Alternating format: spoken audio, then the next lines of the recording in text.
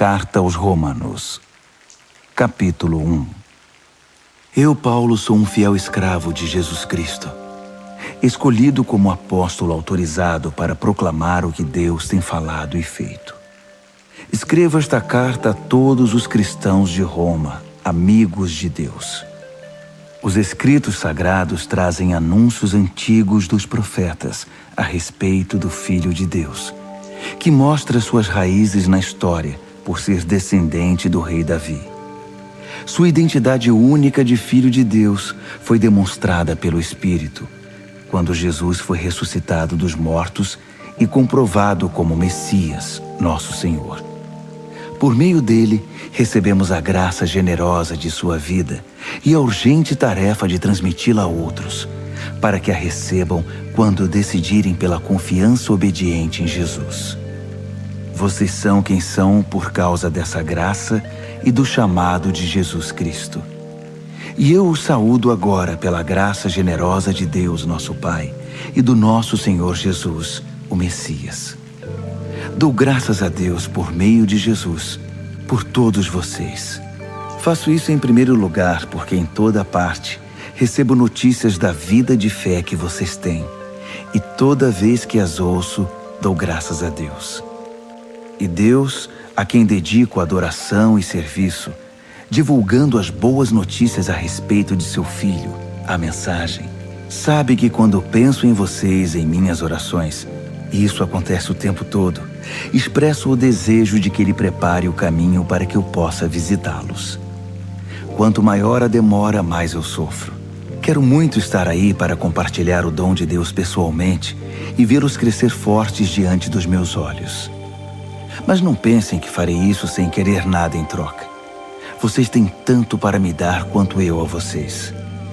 Por favor, amigos, não entendam mal minha dificuldade de visitá-los. Vocês não têm ideia de quantas vezes fiz planos de ir a Roma.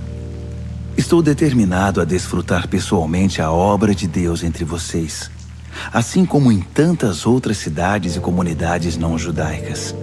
Mas sempre alguma coisa atrapalha meus planos.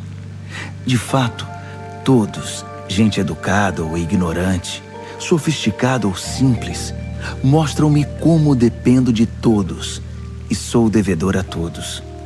Por isso não vejo a hora de encontrar vocês em Roma e pregar as maravilhosas notícias a respeito de Deus. São notícias que tenho orgulho de proclamar. Essa extraordinária mensagem que revela o magnífico plano de Deus de resgatar todos que confiam nele, começando pelos judeus, mas abrindo a porta para todos os outros povos. O modo de Deus tornar justo o ser humano se manifesta em atos de fé, confirmando o que as Escrituras dizem. Aquele que vive de modo justo diante de Deus, confiando nele, vive de verdade. Mas o furor divino é despertado pela falta de confiança do ser humano em Deus, pelos erros repetidos, pelas mentiras acumuladas e pela manipulação da verdade. Mas a verdade essencial sobre Deus é muito clara. Abram os olhos e poderão vê-la. Se analisarem com cuidado o que Deus criou, serão capazes de ver o que os olhos deles não enxergam. O poder eterno, por exemplo, e o mistério do ser divino. Portanto, ninguém tem desculpa. Vejam o que aconteceu. A humanidade conhecia Deus perfeitamente, mas deixou de tratá-lo como Deus, recusando-se a adorá-lo, e foi reduzida a um tão terrível estado de insensatez e confusão que a vida humana perdeu o sentido.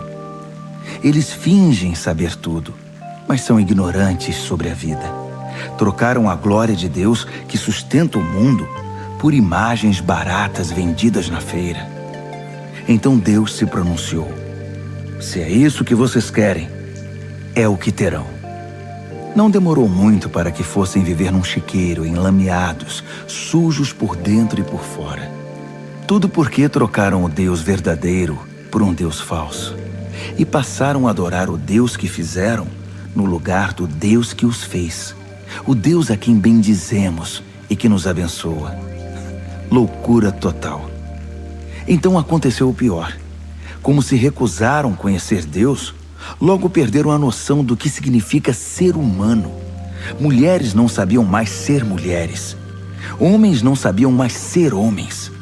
Sexualmente confusos, abusaram um do outro e se degradaram. Mulheres com mulheres, homens com homens. Pura libertinagem, pois de modo algum isso pode ser amor. Mas eles pagaram caro por isso. E como pagaram? São vazios de Deus e do amor divino, perversos, infelizes e sem amor humano. Uma vez que eles não se importaram em reconhecer Deus, Deus desistiu deles e os deixou por conta própria. A vida deles agora é uma confusão só, um mal que desce ladeira abaixo. Eles tomam à força o que é alheio, são ambiciosos e caluniadores, cheios de inveja, violência, brigas e trapaças, fizeram da vida um inferno. Olhem para eles, são maliciosos, venenosos, críticos ferozes de Deus, brigões, arrogantes, gente vazia e insuportável. Mestres em criar meios de destruir vidas e revoltados contra os pais. Não passam de seres tolos, asquerosos, cruéis e intransigentes. Até parece que eles não sabem o que fazem, mas têm plena consciência de que estão cuspindo no rosto de Deus. E não se importam. Pior ainda, premiam quem faz as piores coisas com eficiência. Romanos, capítulo 2. A humanidade caiu num abismo cada vez mais fundo. Mas se você pensa que está em nível mais elevado de onde pode apontar o dedo para os outros, esqueça. Cada vez que você critica alguém, está se condenando. Você é tão errado quanto quem você critica. Criticar os outros é uma forma bem conhecida de ignorar os próprios crimes e erros. Mas Deus não é enganado tão facilmente. Ele vê através da cortina de fumaça e o responsabiliza pelo que você faz. Ou você acha que conseguiria distrair a atenção de Deus dos seus erros, apontando o dedo para os erros dos outros? Ou que por ser um Deus tão bondoso, Ele o deixaria livre de obrigações? É melhor pensar direito desde o princípio. Deus é bom, mas não é bobo. Por sua bondade, Ele nos toma pela mão e nos conduz a uma mudança radical de vida. Não há como escapar. Rejeitar Deus ou fugir dele é como jogar lenha na fogueira. Um dia o fogo intenso e alto, o julgamento justo e ardente de Deus, irá queimar tudo. Não se engane, porque no fim todos terão o que merecem. Vida de verdade para quem age do lado de Deus e fogo para quem insiste em viver como bem entende, pela lei do menor esforço. Se você age contra a sua natureza, irá se destruir. Não importa a sua origem, a sua criação ou a sua formação.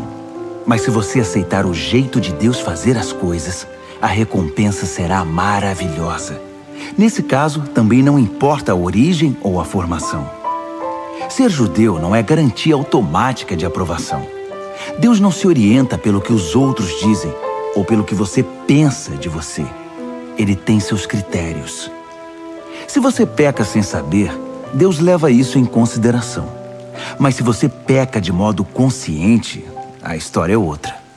O mero ato de ouvir a lei de Deus é perda de tempo se você não faz o que Ele manda. Praticar, não apenas ouvir, é que faz diferença para Deus. Se um pagão que desconhece a lei de Deus consegue segui-la mais ou menos por instinto, ele confirma a verdade dela pela obediência. Comprova assim que a lei de Deus não é um elemento estranho imposto de fora para dentro, mas algo que faz parte da própria constituição humana. Existe algo no interior do ser humano que ecoa o sim e o não de Deus, o certo e o errado. A resposta deles ao sim e ao não de Deus será de conhecimento público no dia em que Deus tomar a decisão final a respeito de cada homem e mulher. A mensagem que proclamo por meio de Jesus Cristo leva em consideração todas essas diferenças. Se você foi educado como judeu, não pense que pode descansar em sua religião. orgulhoso de estar por dentro da revelação de Deus, de experimentar as melhores bênçãos de Deus, de estar atualizado com as doutrinas. Tenho um recado especial para você que está seguro disso, que conhece a palavra revelada de Deus e se sente em condições de levar a Deus outros que estão em labirintos escuros e emoções confusas. Você está guiando os outros, mas quem está guiando você? Falo sério. Enquanto você prega, não roube, você rouba? Afinal, quem iria suspeitar de você? A mesma coisa vale para o adultério e para a idolatria. Você consegue se safar de qualquer situação com discursos eloquentes sobre Deus e sua lei. As Escrituras dizem, é por causa de vocês, judeus, que os pagãos são hostis a Deus. O texto denuncia um problema antigo que não irá se resolver. A circuncisão, o ritual no corpo que marca você como judeu, só terá importância se sua vida estiver de acordo com a lei de Deus. Se não estiver, é pior que não ser circuncidado. O oposto também é verdadeiro.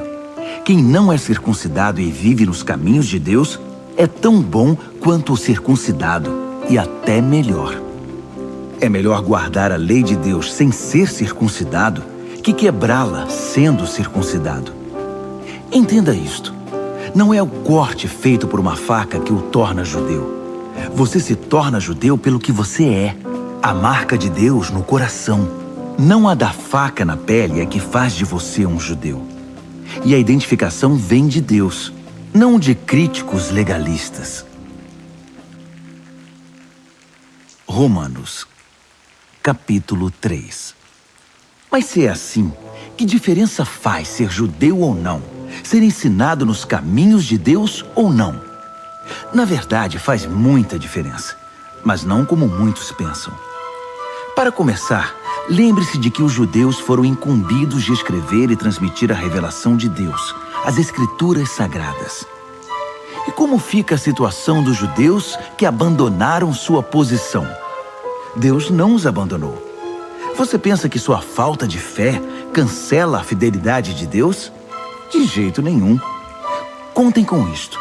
Deus mantém sua palavra, ainda que o mundo inteiro minta descaradamente. As Escrituras dizem o mesmo. Suas palavras permanecem fiéis e verdadeiras. A rejeição não intimidará Deus. Mas se nossa maneira errada de agir apenas realça e confirma o caráter fiel de Deus, não deveríamos ser elogiados por isso? Se nossas palavras nem sequer deixam marca em suas boas palavras, Deus não cometeria um erro em nos pôr contra a parede e nos condenar pelo que dissemos? É uma pergunta natural, mas a resposta é não. Um não bem enfático. Como as coisas seriam corrigidas se Deus não agisse para corrigi-las? É maldade afirmar: se minhas mentiras servem para mostrar a verdade de Deus de maneira mais gloriosa, como posso ser condenado? Estou fazendo um favor para Deus. Alguns, na verdade, tentam pôr essas palavras em nossa boca, alegando que saímos por aí anunciando: quanto mais mal fazemos, mais bem Deus faz. Então, continuemos assim. É pura calúnia. E estou certo de que vocês concordam conosco. Se é assim, aonde isso nos levará? Será que nós, judeus, estamos em situação melhor que os outros? Na verdade, não. Basicamente, todos nós, judeus e não judeus, começamos em condições idênticas. Todos nós começamos como pecadores. As Escrituras não deixam dúvidas sobre isso. Não há ninguém vivendo como deve, nenhum sequer. Ninguém entende, ninguém presta atenção em Deus. Todos eles erraram o caminho. Todos estão vagueando sem rumo. Ninguém está vivendo da maneira correta. E não creio que há quem o consiga. A garganta deles é um túmulo aberto. E a língua escorregadia para enganar. Cada palavra que pronunciam está impregnada de veneno. Eles abrem a boca e empesteiam o ar. São eternos concorrentes ao prêmio Pecador do Ano. E emporcalham a terra com sofrimento e ruína. Não fazem a menor ideia do que seja viver em comunidade. Eles passam por Deus e o ignoram. Está claro que esse texto não representa o que Deus diz a respeito dos outros, mas o que diz sobre nós, a quem as Escrituras foram primeiramente endereçadas. Está claro também que somos todos pecadores, cada um de nós. Estamos no mesmo barco furado com todos os outros. Nosso envolvimento com a revelação de Deus não nos deixa de bem com Ele. Isso só faz realçar nossa cumplicidade com o pecado de todos os outros. Mas agora há algo novo no horizonte. Aconteceu o que Moisés e os profetas anunciaram por tanto tempo. Deus resolveu agir para acertar as coisas sobre as quais lemos nas Escrituras por meio do que Jesus fez por nós. E não apenas por nós, mas por todos os que creem nele, pois nisso não há diferença entre nós e eles. Uma vez que nós e eles reunimos esse longo e lamentável registro como pecadores e provamos que somos incapazes de viver a vida gloriosa que Deus deseja para o ser humano, Deus resolveu fazer isso por nós. Por pura graça generosa, Ele decidiu acertar nossa situação com Ele. Um presente do céu. Ele nos retirou da confusão em que estávamos e nos restaurou para fazer de nós o que Ele sempre quis que fôssemos. E Ele o fez por meio de Jesus Cristo. Deus sacrificou Jesus no altar do mundo para purificar o mundo do pecado. A fé nele nos deixa limpos. Deus decidiu, sob o olhar de todos, deixar o mundo numa situação aceitável diante dele, por meio do sacrifício de Jesus, finalmente cuidando dos pecados que ele havia suportado com tanta paciência. Isso não só está claro, mas acontece agora. É história atual. Deus consertou a situação e também agora permite que vivamos em sua justiça. Portanto, como fica o orgulho judeu com seus supostos direitos? Anulado? Sim, anulado. O que aprendemos é o seguinte: Deus não reage ao que nós fazemos. Nós é que reagimos ao que Deus faz. Finalmente conseguimos entender. Nossa vida se acerta com Deus e com os demais quando o deixamos acertar a situação. Não quando tentamos fazer tudo sozinhos, com orgulho e ansiedade. E como fica a orgulhosa alegação judaica de termos o monopólio de Deus? Anulada também. Deus é o Deus do judeu e de quem não é judeu. Como poderia ser diferente se há apenas um Deus? Deus resolve a situação de todos que aceitam o que Ele fez e disso participam. Tanto os que seguem nosso sistema religioso, quanto os que nunca ouviram falar da nossa religião. Mas ao mudar nosso foco do que nós fazemos para o que Deus faz, não anulamos a rigorosa guarda das regras e leis que Deus estabeleceu? De modo algum. Quando adotamos o estilo de vida condizente com essa reconciliação, nós as confirmamos. Romanos, capítulo 4. Pois bem, como encaixar o que sabemos a respeito de Abraão, nosso primeiro pai na fé, nessa nova maneira de enxergar as coisas? Se Abraão tivesse sido aprovado por Deus pelo que fez, ele poderia ter recebido crédito. Mas o que temos é a história de Deus, não a de Abraão. Assim lemos nas Escrituras. Abraão participou do que Deus fez por ele e isso foi decisivo. Ele acreditou que Deus podia torná-lo justo, em vez de apelar para a própria justiça. Se você dá duro e faz um bom trabalho, merece o pagamento. Ninguém pode dizer que seu pagamento é um presente. Mas se você percebe que a tarefa está muito além da sua capacidade, algo que só Deus pode fazer e confia que Ele o fará, volto a dizer, algo que você jamais conseguirá fazer, não importa como e quanto trabalhe. Essa confiança em Deus é o que o deixa numa situação aceitável diante dele, por causa de Deus. Pura graça. Davi confirma esse modo de ver as coisas ao afirmar que quem deixa Deus consertar a situação sem insistir em querer fazer algo no processo é um homem feliz. Feliz é aquele cujos crimes são perdoados, cujos registros dos pecados são apagados. Feliz é a pessoa contra quem o Senhor não tem nada a apresentar. Vocês pensam que essa bênção é dada apenas para aqueles que guardam nossas tradições religiosas e são circuncidados? Acham que a bênção pode ser dada a alguém que nunca ouviu falar das nossas tradições, que não foi criado em nossa forma de devoção para com Deus? Todos nós concordamos em que foi por aceitar o que Deus fez por Abraão que ele foi declarado justo diante de Deus, não é? Agora pensem, essa declaração foi feita antes ou depois que ele fosse marcado pelo rito pactual da circuncisão? Sabemos que foi antes. Isso significa que ele se submeteu à circuncisão como evidência e confirmação do que Deus havia feito muito antes de torná-lo plenamente aceitável. Um ato de Deus que ele aceitou de todo o coração. Isso ainda significa que Abraão é pai de todos os povos que aceitam o que Deus faz por eles, enquanto ainda estão na condição dos de fora em relação a Deus, não identificados como propriedade de Deus, isto é, como incircuncisos. Justamente, os que se encontram nessa condição é que são chamados justificados por Deus e com Deus. Abraão, claro, também é o pai dos que se submeteram ao rito da circuncisão, não apenas por causa do rito, mas porque desejavam abraçar pela fé o que Deus fez por eles, seguindo o exemplo de vida que Abraão viveu antes de ser marcado pela circuncisão. A famosa promessa de Deus a Abraão, que ele e seus descendentes possuiriam a terra, não foi feita em razão de algo que Abraão tenha feito ou viria a fazer. Foi baseada na decisão de Deus de acertar tudo para com ele, e foi disso que Abraão participou quando creu.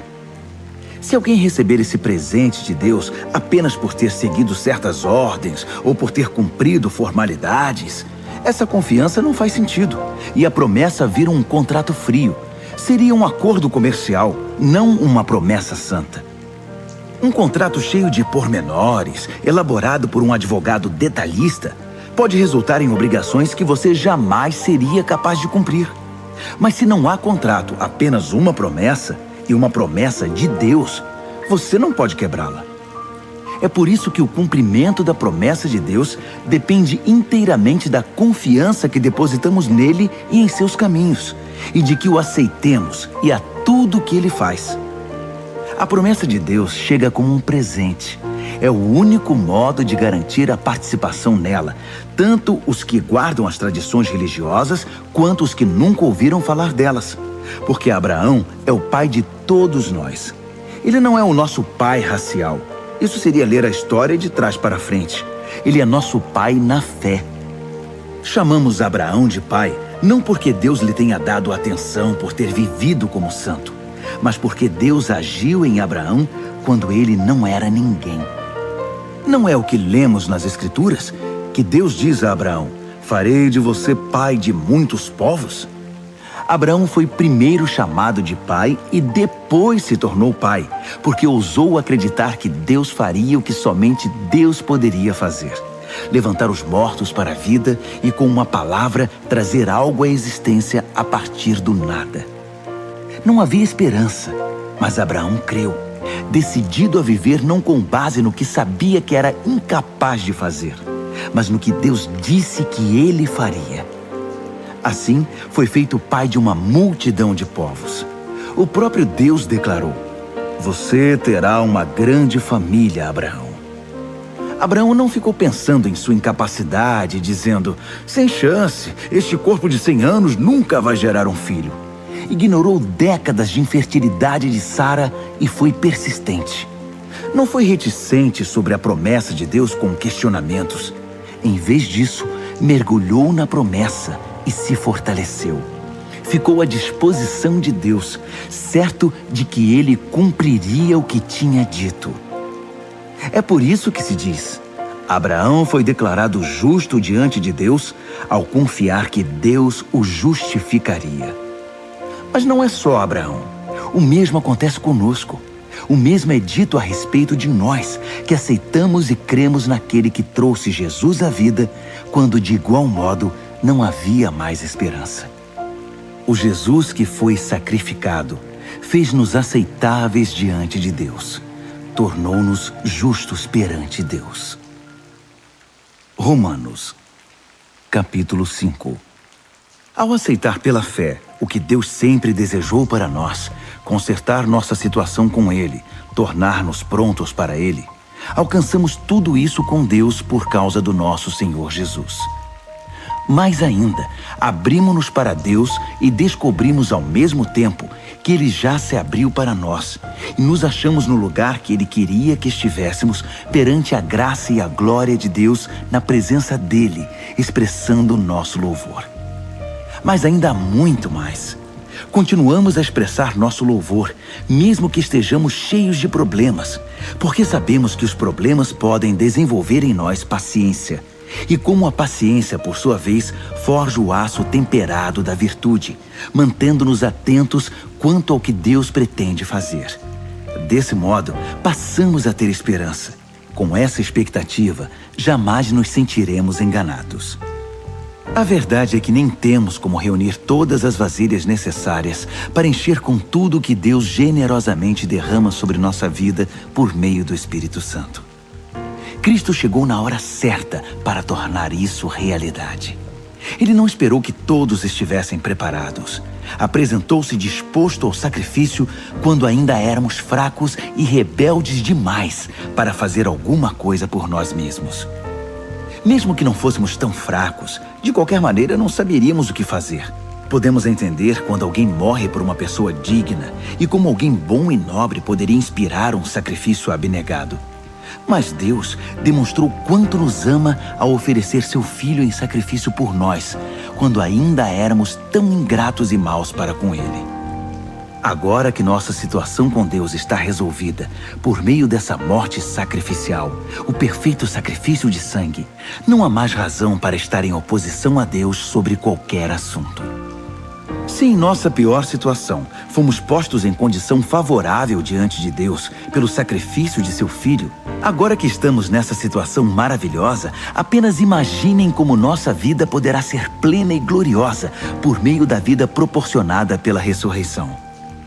Agora que já desfrutamos esta maravilhosa amizade com Deus, não nos contentaremos com meras declarações formais, mas cantaremos louvores a Deus por meio de Jesus, o Messias. Vocês conhecem a história de Adão e de como ele nos lançou no dilema em que estamos. O primeiro pecado, depois a morte. E ninguém ficou isento do pecado ou da morte. Aquele pecado afetou os relacionamentos com Deus em tudo e com todo mundo. Mas a extensão das consequências negativas não ficou clara até que Deus a explicasse em detalhes a Moisés. Até os que não pecaram como Adão, que desobedeceu a um mandamento específico de Deus, tiveram de experimentar o fim da vida, a separação de Deus. Mas Adão, que nos pôs nessa situação, também aponta para aquele que nos livrará dela. Todavia, o resgate não é proporcional ao pecado que traz morte. Se o pecado de um homem deixa multidões de pessoas no profundo abismo da separação de Deus, imaginem a eficácia do dom de Deus derramado por meio de um homem, Jesus Cristo. Não há comparação entre o pecado que traz morte e esse generoso dom gerador de vida. A sentença pronunciada sobre aquele pecado foi a morte, mas sobre os muitos pecados que se seguiram veio a sentença de vida.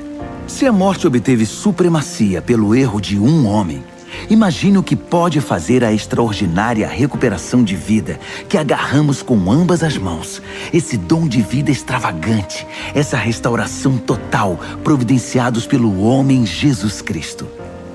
Aqui está um resumo de tudo.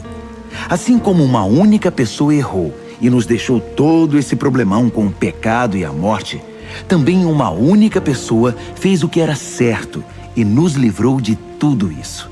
Mais que apenas nos livrar do problema, ele nos trouxe para a vida.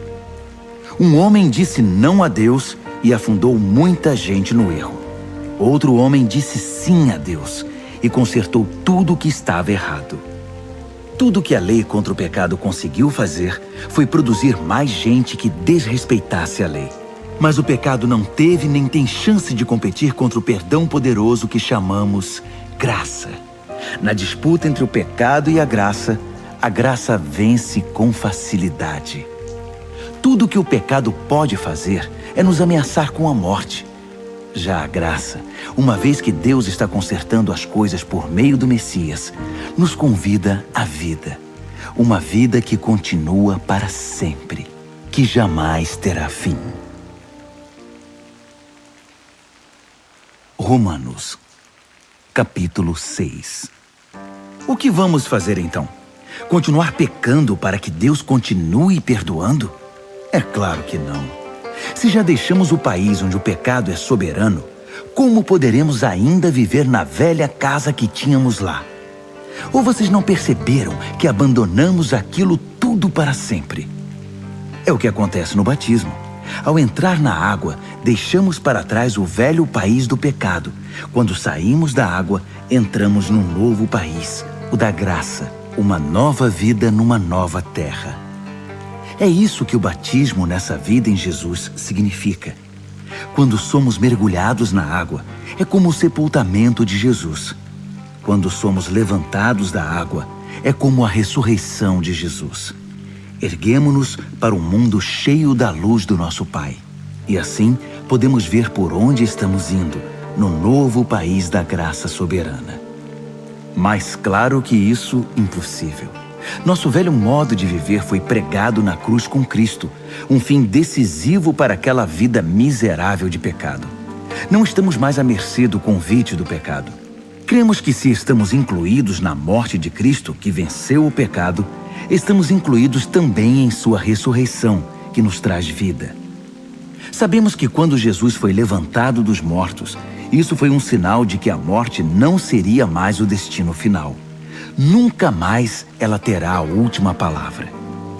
Quando Jesus morreu, ele levou o pecado consigo. Agora vivo, ele traz Deus a nós. De agora em diante devemos pensar assim: o pecado fala uma língua morta que nada significa para nós. Deus fala a nossa língua materna e entendemos cada palavra. Vocês estão mortos para o pecado e vivos para Deus. Foi o que Jesus fez. Isso significa que vocês devem conduzir a vida de um modo que não deem oportunidade ao pecado. Não deem a ele nenhuma chance. Evitem até as mínimas coisas que estejam ligadas com o antigo modo de viver. Abracem de todo o coração e em tempo integral o modo de Deus agir. Lembrem-se de que vocês foram ressuscitados. O pecado não pode mais ditar as regras da vida de vocês. Afinal, vocês não estão mais vivendo sob a velha tirania. Estão vivendo na liberdade de Deus. Agora, se estamos livres da velha tirania, podemos viver como quisermos? Uma vez que estamos livres na liberdade de Deus, podemos fazer o que nos vier à cabeça? De jeito nenhum. Vocês sabem por experiência própria que certos atos baseados numa suposta liberdade acabam destruindo a liberdade. Ofereçam-se ao pecado, por exemplo, e será o último ato livre de vocês. Mas ofereçam-se aos caminhos de Deus e jamais perderão a verdadeira liberdade. Durante a vida inteira, vocês deixaram o pecado ditar as regras. Mas graças a Deus, vocês começaram a ouvir um novo Senhor, cujas ordens os deixam livres para viver na liberdade dele. Falo da liberdade para facilitar a compreensão. Vocês com certeza se lembram do tempo em que faziam o que queriam, sem se importar com os outros nem com Deus, e a vida só piorava, enquanto a liberdade diminuía. Quanta diferença agora! Vocês vivem na liberdade de Deus, com a vida restaurada, crescendo em santidade.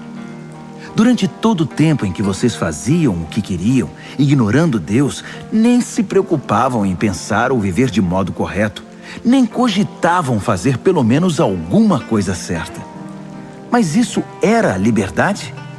O que ganharam com isso? Nada de que possam se orgulhar agora, não é? Aonde isso os levou? A um beco sem saída. Mas agora que encontraram a verdadeira liberdade, não precisam mais ouvir as exigências do pecado. Vocês descobriram o prazer de ouvir Deus falando com vocês. Que bela surpresa!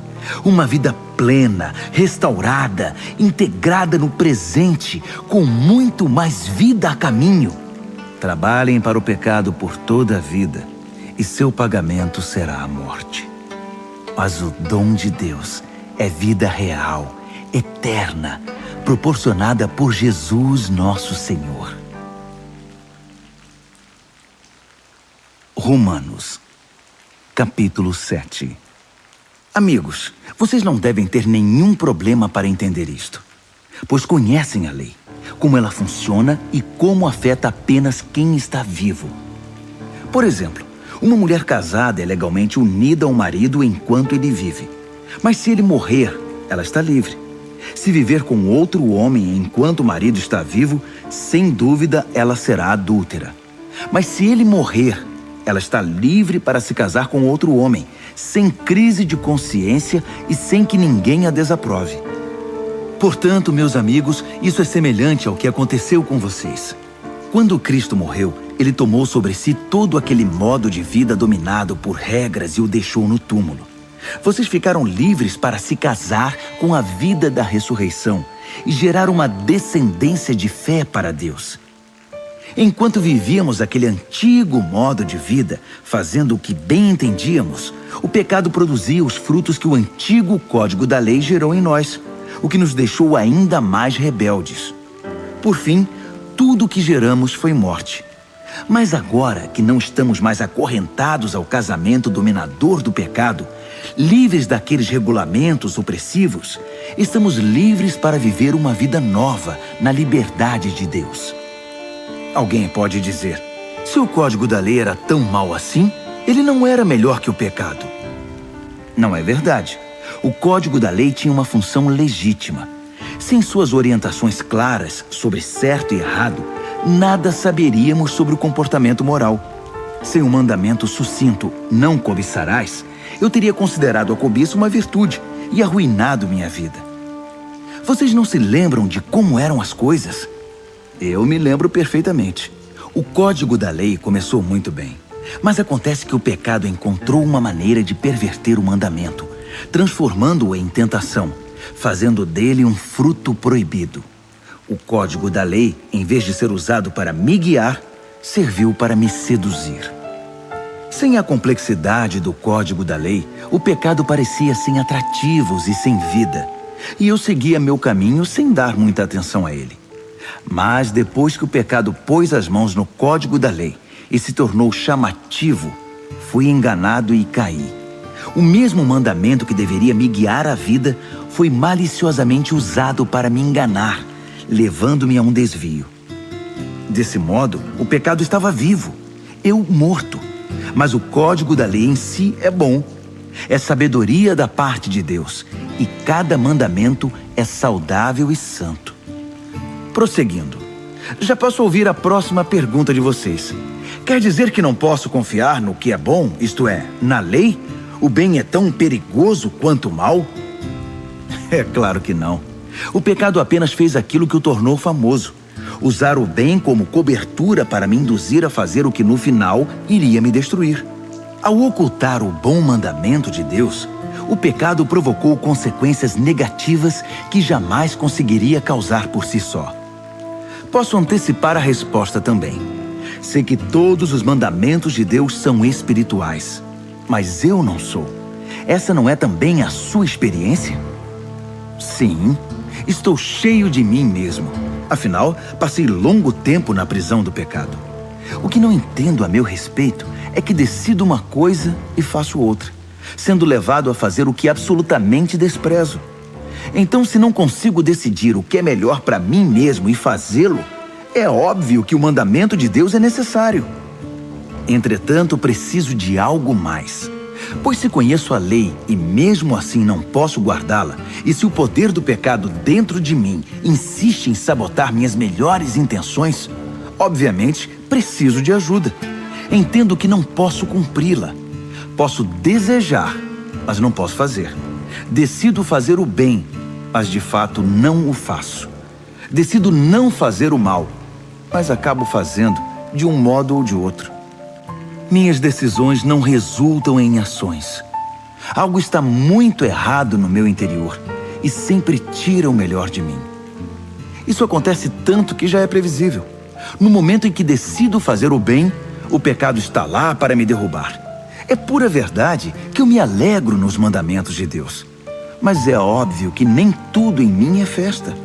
Partes de mim se rebelam em segredo. E quando menos espero, elas assumem o controle. Já tentei de tudo, mas nada resolve. Já não aguento mais. Não há ninguém que possa me ajudar? Não é essa a verdadeira pergunta? A resposta, graças a Deus, é que Jesus Cristo pode e me ajuda. Ele agiu para consertar as coisas nesta vida de contradições com a qual quero servir a Deus de todo o coração e mente. Mas sou puxado pela influência do pecado e acabo fazendo algo que não desejo.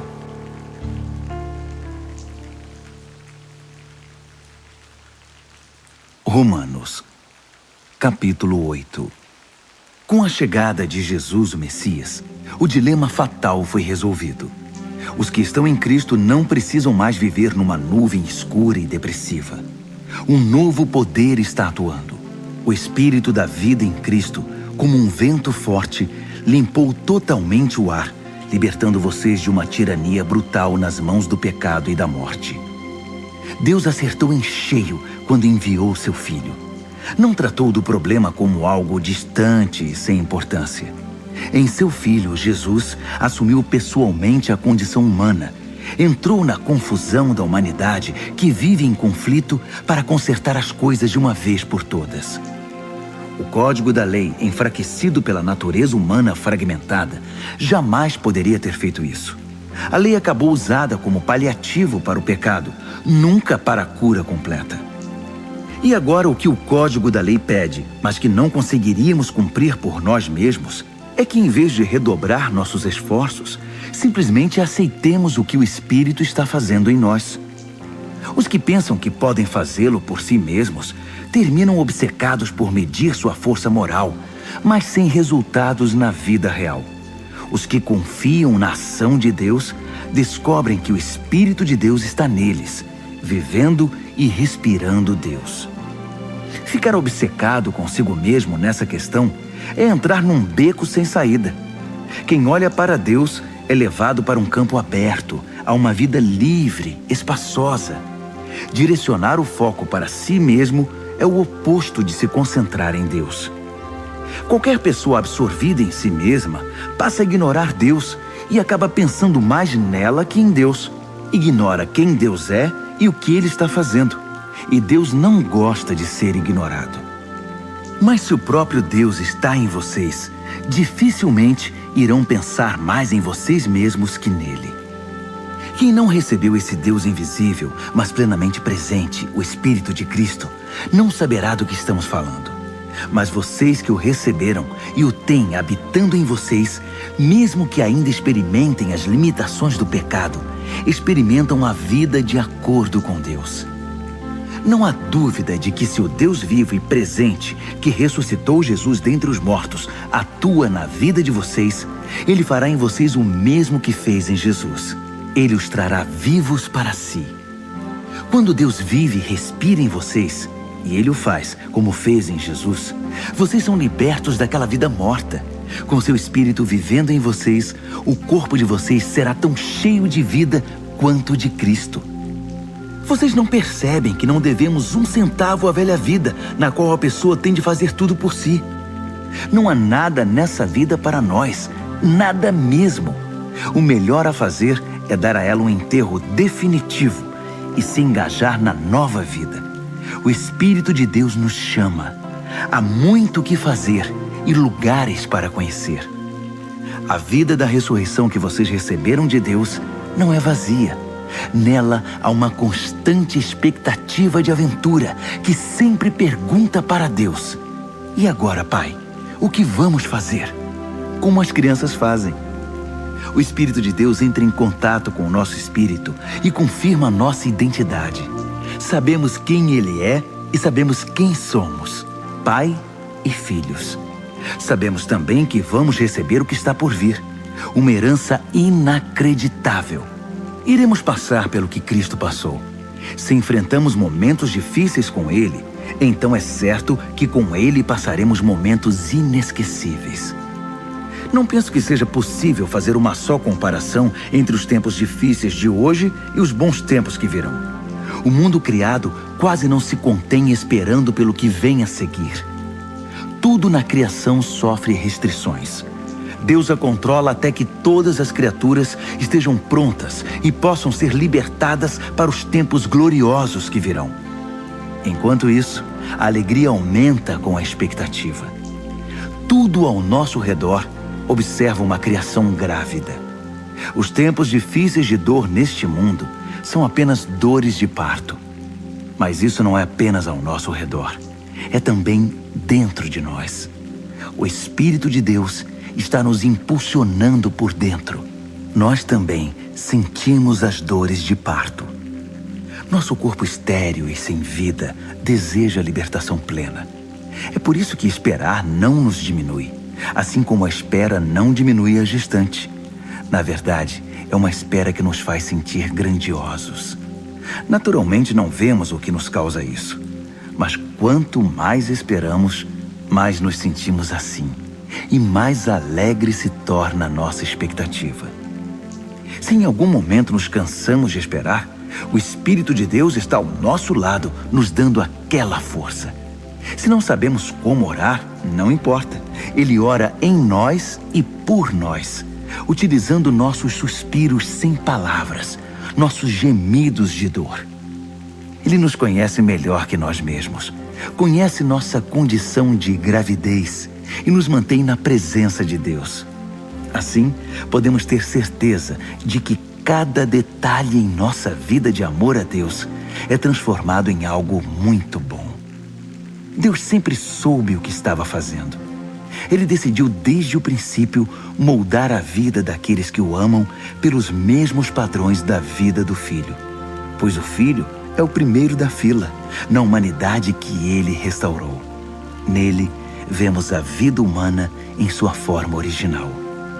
Depois de decidir como seus filhos deveriam ser, Deus continuou convidando as pessoas, chamando-as pelo nome.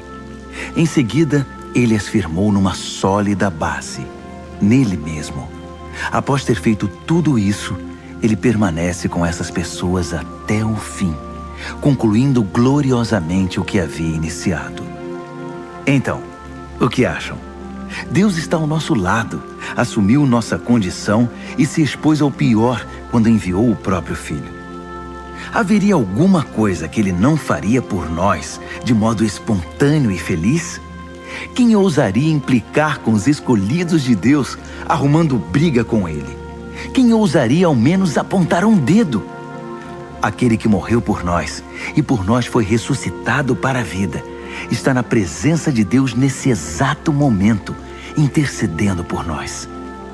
Acham que alguém será capaz de levantar uma barreira entre nós e o amor de Cristo por nós? Não há como. Nem problemas, nem tempos difíceis, nem ódio, nem fome, nem desamparo, nem ameaças de poderosos, nem punhaladas nas costas, nem mesmo os piores pecados listados nas Escrituras. Eles nos matam a sangue frio porque odeiam a ti. Somos vítimas fáceis. Eles nos pegam um a um. Nada disso nos intimida, porque Jesus nos ama. Estou convencido de que nada, vivo ou morto, angelical ou demoníaco, atual ou futuro, alto ou baixo, pensável ou impensável, absolutamente nada pode se intrometer entre nós e o amor de Deus, quando vemos o modo com que Jesus, nosso Senhor, nos acolheu.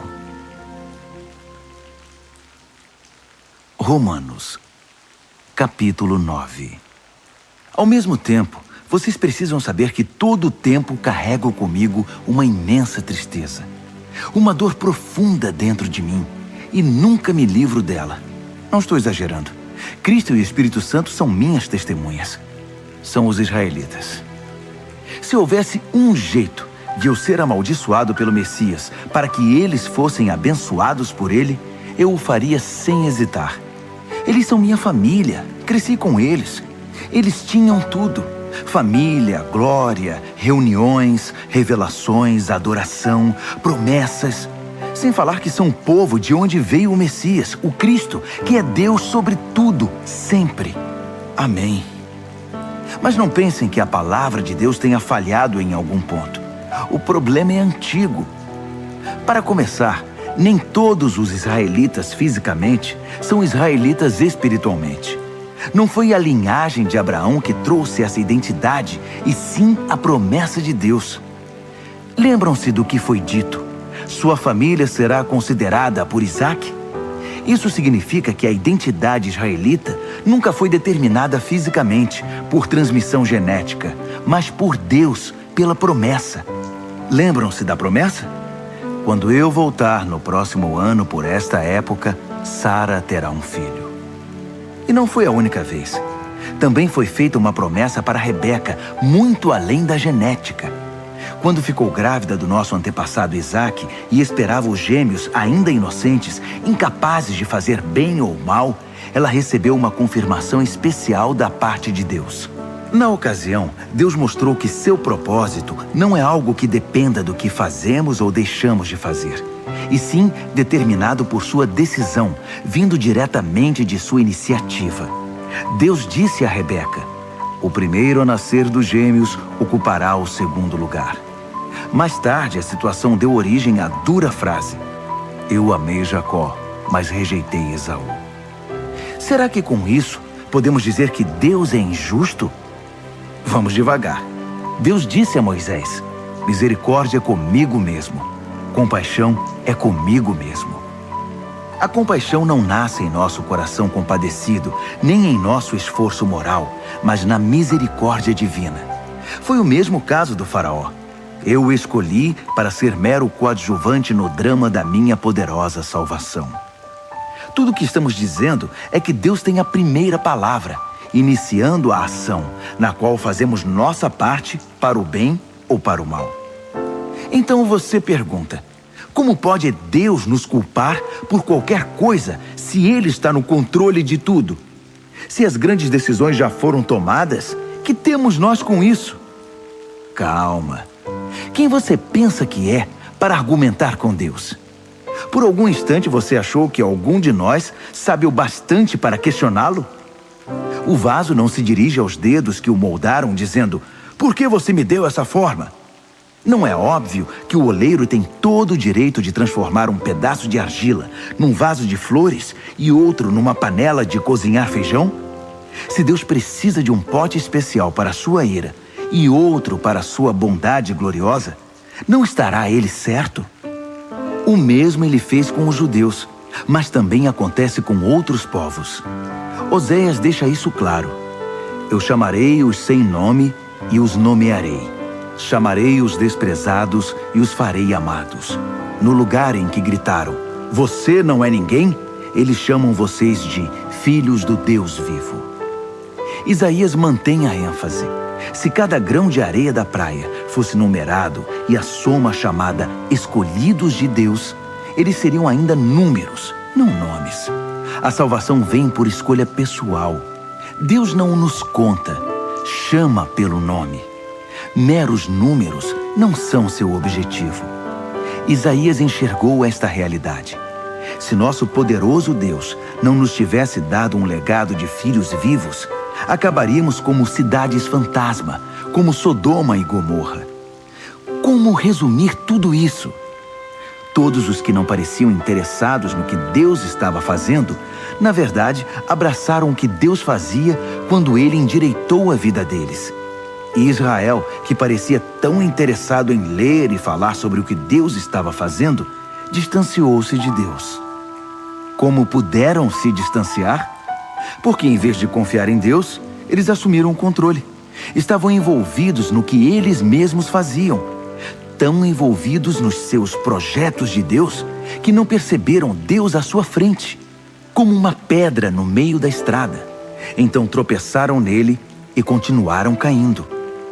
E Isaías, de novo, junta tudo isso numa metáfora. Cuidado, pus uma pedra enorme no caminho para o Monte Sião. Uma pedra que você não pode contornar. Mas eu sou a pedra.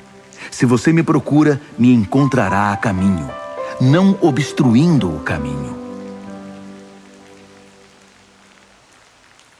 Romanos, capítulo 10. Acreditem em mim, amigos. Para Israel desejo o melhor. Salvação, nada menos que isso. É o que desejo de todo o coração e em todo tempo oro a Deus por isso.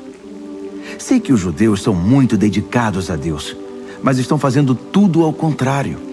Não parecem entender que esse acerto da condição humana, que é a salvação, é obra de Deus, e muito bem sucedida. Eles montam suas lojas de salvação ao longo da rua e apregoam sua mercadoria. Após todos esses anos de recusa em se relacionar com Deus, nos termos dele, insistindo em fazer tudo à sua maneira, eles nada conseguiram como resultado. A revelação anterior tinha a intenção de nos deixar preparados para o Messias. Apenas isso. Ele então iria consertar a situação dos que crescem nele. Moisés escreveu que quem insiste em usar o código da lei para viver de maneira correta diante de Deus, logo descobre que não é tão fácil. Cada detalhe da vida é minuciosamente regulamentado. Mas confiar em Deus para moldar a vida correta em nós é uma história diferente. Não se trata de uma escalada perigosa até os céus ou de uma perigosa descida ao abismo para trazer de lá o Messias. Então, o que exatamente Moisés estava dizendo? A palavra que salva está bem aqui, tão próxima quanto a língua da boca, tão próxima quanto o coração do peito. É a palavra da fé, que aceita que Deus trabalhe e acerte as coisas para nós. Essa é a essência da nossa pregação. Diga a Deus as palavras de boas-vindas. Jesus é meu Senhor. Receba de corpo e alma a obra de Deus, seu agir em nós, como no ato de ressuscitar Jesus. É isso. Você não está fazendo nada. Está simplesmente pedindo ajuda a Deus e confiando nele para que ele o faça. Salvação é isso. Com todo o seu ser, você aceita o agir de Deus para consertar a situação e pode dizer em alto e bom som: Deus acertou tudo entre mim e ele. As Escrituras garantem: ninguém que confie em Deus de todo o coração irá se arrepender disso. Isso não mudou. Não importa qual seja o antecedente religioso de alguém. O mesmo Deus é por todos nós, agindo do mesmo modo, com incrível generosidade para com todos os que buscam sua ajuda. Todo aquele que clamar, socorro Deus, alcançará ajuda. Mas como o povo pedirá ajuda se não sabem em quem confiar? E como saberão em quem confiar se nunca ouviram falar do único que é digno de confiança? E como poderão ouvir se ninguém contar a vocês? E como alguém contará a vocês, a não ser que alguém o envie? É por isso que as Escrituras exclamam: uma visão de tirar o fôlego, uma imensa multidão anunciando a todos as coisas maravilhosas de Deus. Mas nem todos estão preparados para ver, ouvir e agir. Isaías perguntou o que todos nós em algum momento perguntamos: Deus, será que alguém se importa? Será que alguém está ouvindo ou acreditando numa única palavra de tudo isso? A questão é a seguinte: antes de crer, você tem de ouvir. E a não ser que a palavra de Cristo seja pregada, não há nada para ouvir. Mas não são inúmeras as oportunidades que Israel tem de ouvir e entender o que está acontecendo? Inúmeras, eu disse. As vozes dos pregadores se foram pelo mundo, sua mensagem pelos 7 mares da terra. Então, a grande pergunta é: por que Israel não entendeu que não tinha espaço nessa mensagem? Moisés acertou quando predisse: quando vir Deus alcançar todos aqueles a quem você considera inferiores, estranhos, você irá morrer de inveja. Quando vir Deus alcançar os povos que você considera ignorantes espirituais, você vai ficar furioso. Isaías ousa pronunciar as seguintes palavras de Deus: povos me encontraram e me receberam. povos que nunca haviam me procurado. E eu encontrei e recebi povos que nunca antes haviam perguntado a meu respeito. Então ele conclui com uma acusação. Dia após dia, chamei Israel de braços abertos, e para minha tristeza, não vi resposta a não ser puro desdém. Romanos, capítulo 11. Será que isso significa que Deus está tão farto de Israel que não quer mais nada com eles? É claro que não. Lembrem-se de que quem escreve estas coisas é um israelita, um descendente de Abraão, da tribo de Benjamim. Mais judeu, impossível. Não estamos, portanto, falando de rejeição. Deus está muito envolvido com Israel. Investiu demais nesse povo para desistir agora. Elias, angustiado por causa desse mesmo Israel, clamou em oração. Deus, eles mataram teus profetas, destruíram teus altares. Só eu sobrevivi e agora eles estão atrás de mim. Lembram-se da resposta de Deus? Eu ainda tenho 7.000 que não desistiram. 7.000 que são leais até o fim. É a mesma coisa hoje. Ainda há uma minoria fiel e atuante. Talvez não muitos. Provavelmente mais do que vocês pensam. Eles estão firmes, não por causa do que pensam que ganharão com isso, mas porque estão convencidos da graça e do propósito de Deus em chamá-los. Se estivessem pensando apenas nos próprios interesses, já teriam largado tudo há muito tempo. O que aconteceu então? Bem, quando Israel tentou se acertar com Deus por esforço próprio, perseguindo os próprios interesses, não obteve sucesso. Os escolhidos de Deus foram os que deixaram Deus buscá-los pelo interesse que tem por eles. Como resultado, receberam um selo de aprovação. O Israel interesseiro tornou-se insensível a Deus. Moisés e Isaías comentaram a respeito. Farto de suas reclamações e do seu egoísmo, Deus obscureceu sua visão e entorpeceu seus ouvidos. Trancou-os numa sala de espelhos, e eles estão lá até hoje. Davi estava preocupado com a mesma coisa. Tomara que adoeçam ao comer a comida preparada por eles mesmos. Que quebrem a perna andando em seus caminhos egoístas. Tomara que fiquem cegos ao contemplar seus espelhos. Que tenham úlceras ao brincar de Deus. A próxima questão é: os judeus foram derrotados? Excluídos para sempre? A resposta é um enfático não. Ironicamente, eles deixaram a porta aberta quando saíram, e os de fora entraram. O resto, vocês sabem. Os judeus começaram a pensar que talvez tivessem perdido uma coisa boa. Mas se a saída deles impulsionou essa migração mundial de não-judeus para o reino de Deus, imaginem o efeito da volta deles. Que lindo retorno será. Mas não quero continuar falando deles. São vocês, os de fora, que me preocupam. Minha tarefa pessoal se concentra nos chamados de fora. Por isso me esforço ao máximo quando estou entre meus parentes israelitas, os chamados de casa, esperando que eles percebam o que estão perdendo e queiram se envolver com o que Deus está fazendo. Se a queda deles iniciou essa migração em escala mundial, sua recuperação produzirá algo ainda maior. Uma volta em massa para casa. Se a primeira coisa que os judeus fizeram, ainda que prejudicial para eles, resultou no bem de vocês, pensem no que acontecerá quando eles acertarem o passo. Tudo isso provém de uma raiz santa, plantada e cuidada por Deus. Se a raiz principal da árvore é santa, há espaço para frutos santos. Alguns ramos foram podados, e vocês, ramos de oliveira selvagem, foram enxertados. Mas o fato de vocês serem alimentados pela raiz santa e rica em nutrientes não os autoriza a tripudiar sobre os ramos podados. Lembrem-se de que vocês não estão alimentando a raiz. Ela é que está alimentando vocês.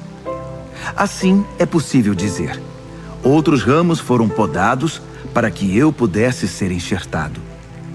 Muito bem, mas eles foram podados porque eram dispensáveis. não mais ligados pela fé e pelo compromisso com a raiz. A única razão pela qual vocês estão na árvore é porque o enxerto de vocês pegou quando creram e porque vocês estão ligados à raiz que nutre a fé. Por isso, não fiquem vaidosos. Sejam humildes e prontos em relação à raiz que os mantém verdes e vivos. Agora, se Deus não pensou 2 vezes para podar os ramos naturais, por que hesitaria em cortar vocês? Ele o faria sem vacilar. Fiquem atentos ao amor bondoso e à terrível severidade que coexistem em Deus. Misericórdia 0 para os ramos mortos, bondade total para os enxertados. Mas não considerem só a bondade. No momento em que virar ramo morto, vocês serão cortados. E não se sintam superiores aos ramos podados que caíram ao chão. Se eles saírem do estado de morte, poderão muito bem ser enxertados outra vez. Deus pode fazer isso. Ele é capaz de enxertos milagrosos. Porque se ele pôde enxertar vocês, ramos cortados de uma árvore qualquer, numa das árvores do pomar, ele não terá dificuldade de enxertar de volta na árvore de origem ramos que cresceram nela. Alegrem-se por estar na árvore e esperem o melhor para os outros. Quero ser o mais claro possível, amigos. O assunto é complicado. É fácil interpretar errado o que está acontecendo e, com arrogância, presumir que vocês são a realeza e eles apenas o povão excluído. Mas não é assim. Essa dureza da parte de Israel em relação a Deus é temporária e tem o efeito de permitir o acesso de todos os que estão de fora, de modo que, por fim, a casa se encha. Antes do fim de tudo, haverá um Israel aperfeiçoado. Está escrito: um campeão virá das montanhas de Sião. Ele purificará a casa de Jacó. E esse é meu compromisso com o meu povo: a remoção dos seus pecados. Enquanto vocês ouvem e abraçam as boas notícias da mensagem, fica parecendo que os judeus são inimigos de Deus. Mas visto da perspectiva de longo alcance do propósito abrangente de Deus, eles continuam sendo os mais antigos amigos de Deus. Os dons e o chamado de Deus têm garantia total. Jamais são cancelados. Houve uma época, não muito tempo atrás, em que vocês estavam separados de Deus. Mas depois, os judeus fecharam a porta para Deus e houve uma abertura para vocês. Agora, eles estão de fora, mas com a porta aberta para vocês, eles têm ainda a opção de voltar. De algum modo, Deus permite que todos nós conheçamos o que é estar de fora, para que Ele, pessoalmente, possa abrir a porta e nos receber de volta. Vocês por acaso já viram algo que se compare à graça generosa de Deus ou à sua profunda sabedoria? É algo acima da nossa compreensão, que jamais entenderemos. Há alguém que possa explicar Deus? Alguém inteligente o bastante para lhe dizer o que fazer? Alguém que tenha feito a ele um grande favor? Ou a quem Deus tenha pedido conselho? Tudo dele procede. Tudo acontece por intermédio dele. Tudo termina nele. Glória para sempre. Louvor para sempre. Amém. Amém. Amém.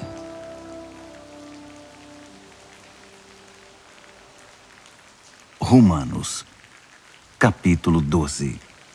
Portanto, com a ajuda de Deus, quero que vocês façam o seguinte: entreguem a vida cotidiana, dormir, comer, trabalhar, passear, a Deus, como se fosse uma oferta. Receber o que Deus fez por vocês é o melhor que podem fazer por Ele. Não se ajustem demais à sua cultura, a ponto de não poderem pensar mais. Em vez disso, concentrem a atenção em Deus.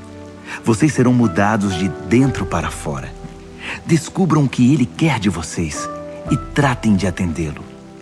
Diferentemente da cultura dominante, que sempre os arrasta para baixo ao nível da imaturidade, Deus extrai o melhor de vocês e desenvolve em vocês uma verdadeira maturidade. Ao escrever para vocês, Sinto profunda gratidão por tudo que Deus me deu, especialmente pela responsabilidade que tenho por vocês.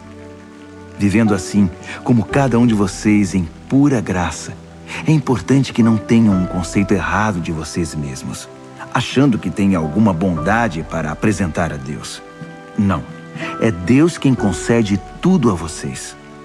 O único modo de nos entendermos é pelo que Deus é e pelo que Ele faz por nós, não pelo que somos e fazemos por Ele. Assim, somos como as várias partes do corpo humano. Cada parte tem seu significado no corpo, visto como um todo, mas não o contrário. O corpo de que estamos falando é o corpo formado pelas pessoas escolhidas por Cristo. Cada um de nós encontra significado e função como parte desse corpo.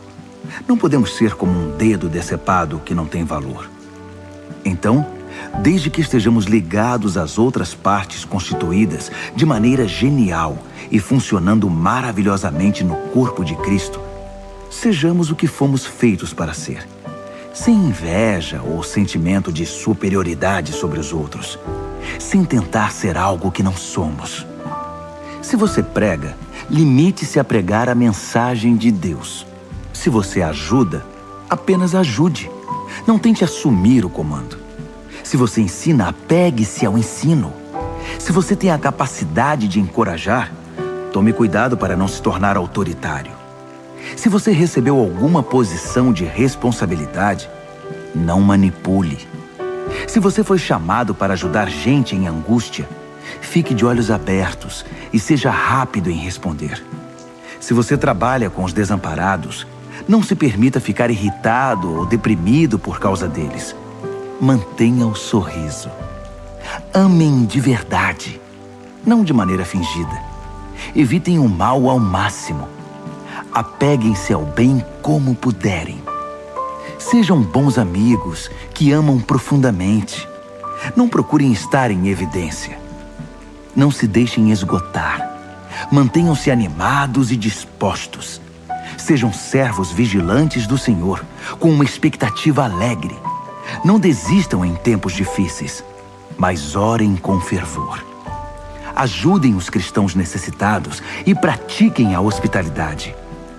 Abençoem os inimigos. Não haja maldição em suas palavras. Riam quando seus amigos estiverem alegres.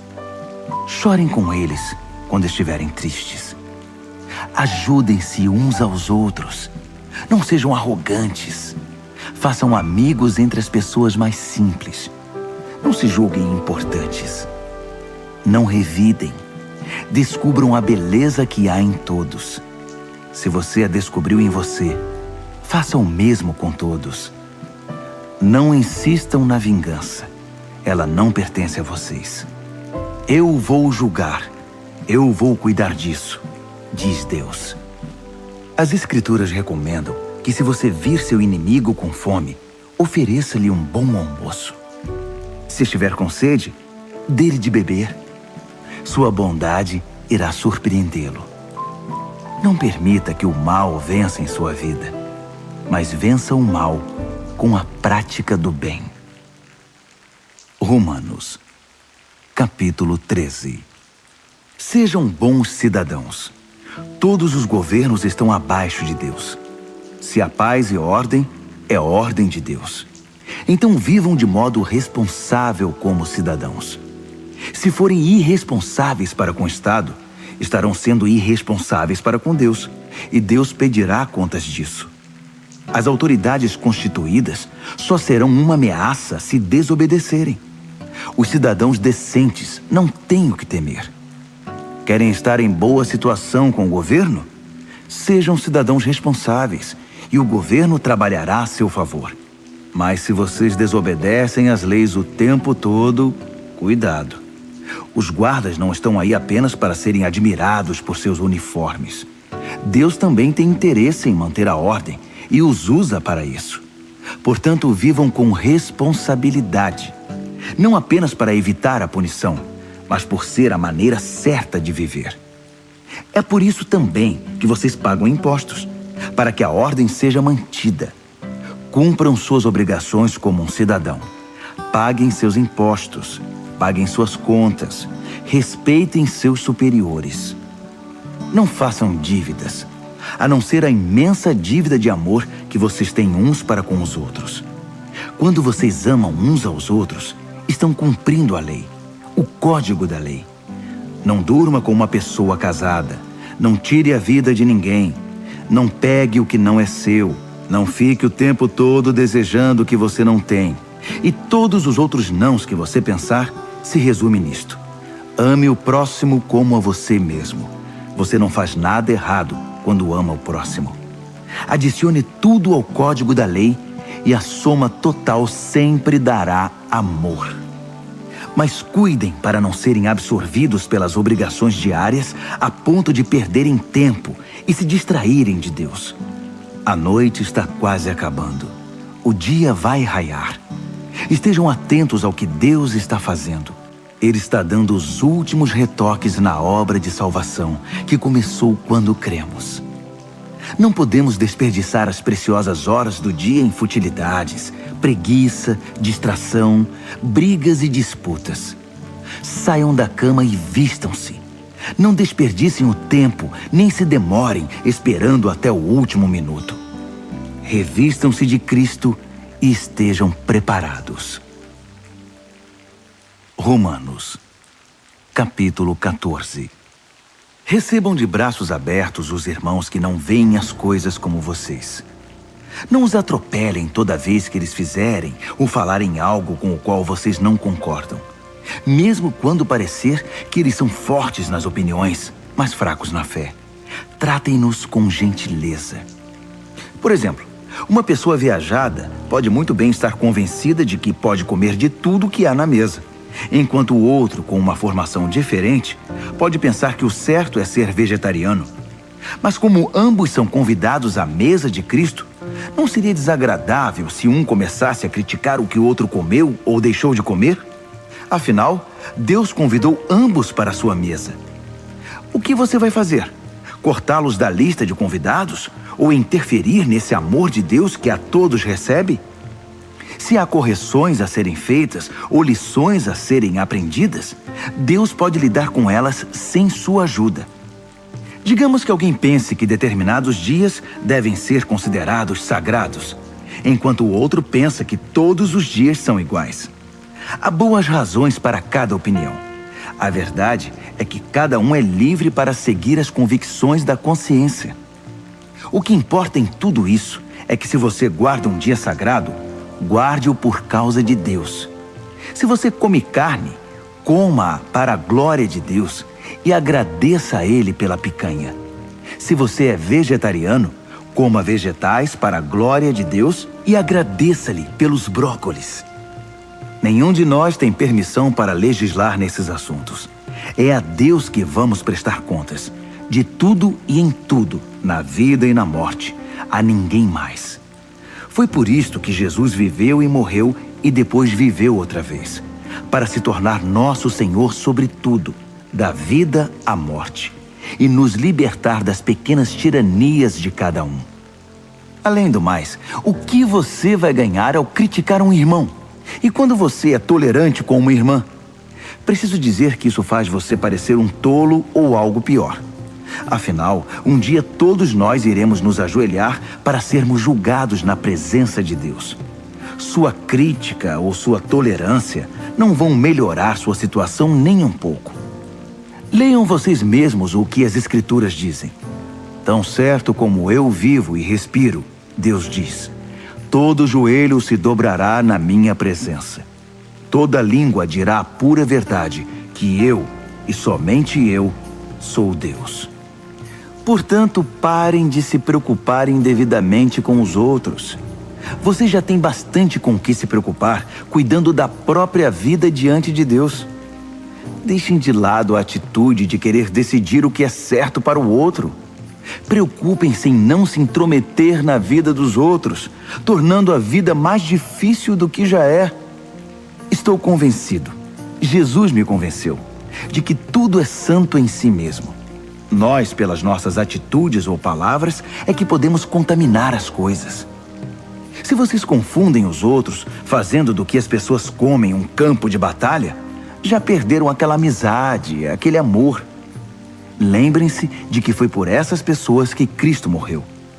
Vocês vão arriscar mandá-las para o inferno por causa de uma dieta?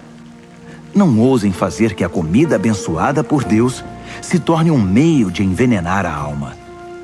O reino de Deus não tem a ver com o que vai para o estômago. Entendam isso. Tem a ver com o que Deus faz com sua vida quando Ele a conserta e completa sua obra com alegria. Nossa tarefa é servir a Cristo com sinceridade. Façam isso e irão matar 2 coelhos com uma única cajadada. Agradar a Deus mais que a vocês e mostrar seu valor para todo mundo. Assim, estaremos empregando nosso esforço na boa convivência fraterna. Ajudem-se mutuamente com palavras de ânimo. Não ponham seu irmão lá embaixo, apontando os defeitos dele. Não permitam que uma discussão a respeito do que é ou não é servido num jantar destrua a obra de Deus entre vocês. Já disse e repito, toda comida é boa, mas pode se tornar má se vocês a usarem mal, fazendo que os outros tropecem e caiam. Quando vocês se sentarem para comer, a preocupação principal não deve ser alimentar-se, mas compartilhar a vida de Jesus. Portanto, sejam sensíveis e educados com os outros que estão à mesa. Não comam, façam ou falem nada que interfira na livre troca de amor cristão. Cultivem o relacionamento com Deus, mas não o imponham aos outros. Vocês serão felizes se seu comportamento e sua fé forem coerentes. Mas se não estão seguros, se percebem que estão agindo de modo incoerente com o que creem, às vezes tentando impor sua opinião ou apenas agradar, vocês estão errados. Se seu modo de viver não condiz com o que vocês creem, então está errado. Romanos, capítulo 15. Aqueles de nós que forem mais fortes e capazes na fé têm o dever de ajudar os que são vacilantes. Não devem fazer apenas o que for conveniente. Se temos força é para servir, não para ganhar prestígio. Cada um de nós precisa se preocupar com o bem-estar alheio, sempre perguntando: como posso ajudar? Foi o que Jesus fez. Ele não facilitou as coisas para si mesmo, evitando os problemas alheios, mas sempre estava disposto a ajudar. Assuma os problemas dos problemáticos. Assim as Escrituras apresentam a questão. Ainda que isso tenha sido registrado nas Escrituras há muito tempo, estejam certos de que foi escrito para nós. Deus quer que o seu chamado firme e permanente, combinado com o conselho caloroso e pessoal das Escrituras, venham a nos caracterizar, mantendo-nos alerta para o que Ele vier a fazer. Que o nosso Deus fiel, imutável, pessoal e caloroso desenvolva a maturidade em vocês, de modo que possam estar um ao lado do outro, assim como Jesus se põe ao lado de cada um de nós. Então seremos um coral. Não apenas nossa voz, mas nossa vida cantará um hino maravilhoso, em perfeita harmonia ao Deus e Pai do nosso Senhor Jesus Cristo. Portanto, estendam a mão e acolham uns aos outros para a glória de Deus. Jesus fez, agora é a vez de vocês. Sendo fiel aos propósitos de Deus, Jesus estendeu a mão aos judeus de maneira especial, de modo que as velhas promessas feitas aos antepassados se tornassem verdadeiras para eles. Como resultado, os não-judeus foram alcançados pela misericórdia e agora podem demonstrar gratidão a Deus. Pensem em todos os textos das Escrituras que se cumprem no que fazemos. Por exemplo, então vou reunir os que são de fora no cântico de um hino. Vou cantar ao seu nome. E esta: vocês, os de fora e os de dentro, alegrem-se juntos. E outra vez: povos de todas as nações, celebrem a Deus. Todas as cores e raças, deem louvor sincero. E a palavra de Isaías: eis a raiz do nosso antepassado Jessé, progredindo na terra e tornando-se uma grande árvore. alta o bastante para que todos em toda parte a vejam e tenham esperança. Que o Deus da esperança viva encha vocês de alegria e paz, para que a vida de vocês se encha da energia vivificante do Espírito Santo e transborde de esperança. Pessoalmente, estou bastante satisfeito com o que vocês são e com o que estão fazendo. Parecem bem orientados e bastante motivados, capazes de guiar e orientar uns aos outros. Então, queridos amigos, não tomem minha linguagem ousada e dura como crítica. Não estou criticando, apenas destacando quanto preciso da ajuda de vocês para levar adiante esta tarefa específica que Deus me deu, esta obra evangélica e sacerdotal de servir às necessidades espirituais dos não-judeus, para que eles possam ser apresentados como oferta aceitável a Deus e se tornem íntegros e santos pelo Espírito Santo de Deus. Olhando para o que já foi feito e o que tenho observado, devo dizer que estou muito satisfeito. No contexto de Jesus, eu diria até orgulhoso, mas apenas nesse contexto. Não tenho interesse em dar a vocês um relato pormenorizado das minhas aventuras. Apenas as palavras e os atos de Cristo no presente, poderosos e transformadores para mim, que desencadearam uma resposta de fé entre os de fora. Nesses caminhos, tenho pregado a mensagem de Jesus, desde Jerusalém até o noroeste da Grécia. Tenho tido o cuidado de levar a mensagem apenas aos lugares nos quais Jesus ainda não é conhecido e adorado, seguindo o que está escrito: aqueles a quem nunca se falou a respeito dele, estes irão vê-lo. Os que nunca ouviram falar dele, estes receberão a mensagem. É por isso que estou demorando tanto para visitar vocês. Mas agora que não há mais trabalho pioneiro a ser feito nessas regiões, e como há muitos anos desejo ir vê-los, estou finalmente planejando minha visita. Vou para a Espanha, e então espero passar por aí e desfrutar a companhia de vocês até que, em tempo oportuno, me enviem com a bênção de Deus. Mas primeiro vou a Jerusalém entregar a oferta de auxílio aos seguidores de Jesus que vivem ali. Os gregos, em todo o caminho dos macedônios no norte até os da Acaia no sul, decidiram fazer uma coleta para os cristãos pobres de Jerusalém. Fizeram isso com prazer, mas também era obrigação deles. Percebendo que usufruíam os dons espirituais que generosamente vinham da comunidade de Jerusalém, era o dever deles aliviar aquela pobreza. Tão logo eu entregue pessoalmente a cesta de frutos, parto para a Espanha, fazendo uma parada em Roma para ver vocês. Minha esperança é que essa minha visita se torne uma grande bênção de Cristo. Queridos amigos, tenho um pedido. Orem por mim. Orem fervorosamente comigo e por mim. A Deus o Pai, pelo poder do nosso Senhor Jesus e pelo amor do Espírito, para que eu seja liberto da cova dos leões dos descrentes na Judéia. Orem também para que minha oferta de auxílio aos cristãos de Jerusalém seja aceita no mesmo espírito em que foi recolhida. Assim, querendo Deus, irei até vocês com um coração leve e ansioso pelo consolo da companhia de vocês. O Deus da paz seja com todos vocês. Amém. Romanos, capítulo 16.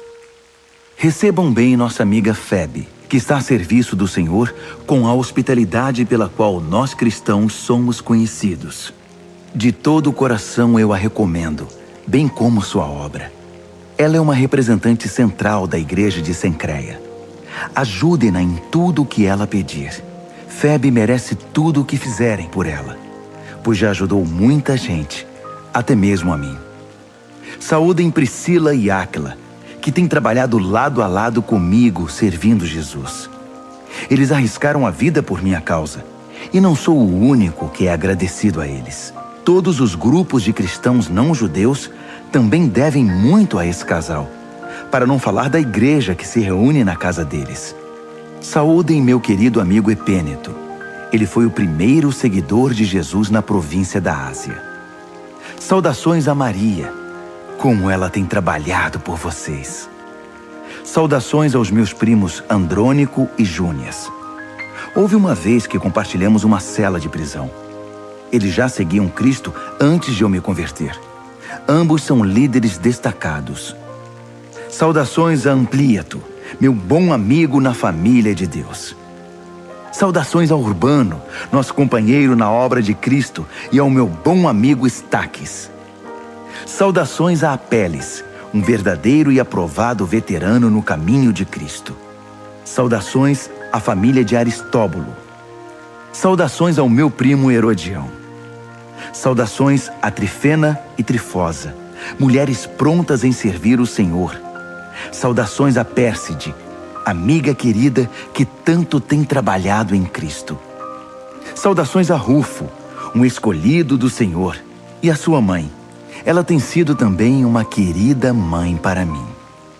Saudações a Asíncreto, Flegonte, Hermes, Pátrobas, Hermas e também às famílias deles. Saudações a Filólogo, Júlia, Nereu e sua irmã, e Olimpas, e a todos os seguidores de Jesus que vivem com eles. Abraços santos para todos. Todas as igrejas de Cristo enviam suas saudações mais calorosas. Amigos, um conselho final. Estejam atentos com relação aos que extraem algo do ensinamento que vocês aprenderam e depois o usam para criar confusão.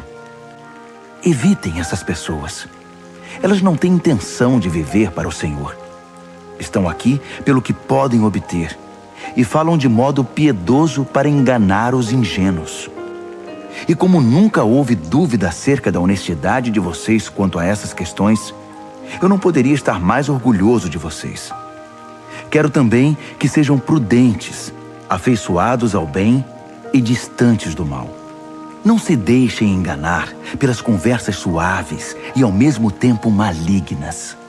Fiquem atentos.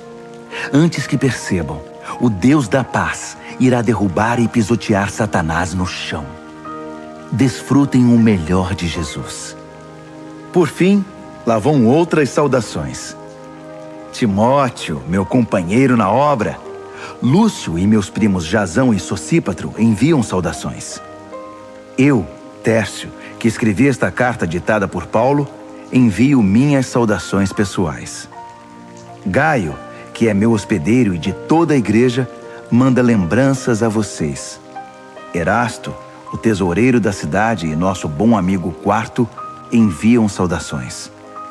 Todo o nosso louvor é dedicado ao único que é poderoso o bastante para torná-los fortes, exatamente como na pregação a respeito de Jesus Cristo, como revelado no mistério que se manteve por tanto tempo, mas que agora se tornou um livro aberto por meio das escrituras proféticas. Todas as nações do mundo podem agora conhecer a verdade e ser conduzidas à fé obediente, cumprindo as ordens de Deus, que fez tudo, do início até a última letra. Todo o nosso louvor é dirigido, por meio de Jesus, a esse Deus incomparavelmente sábio. Amém.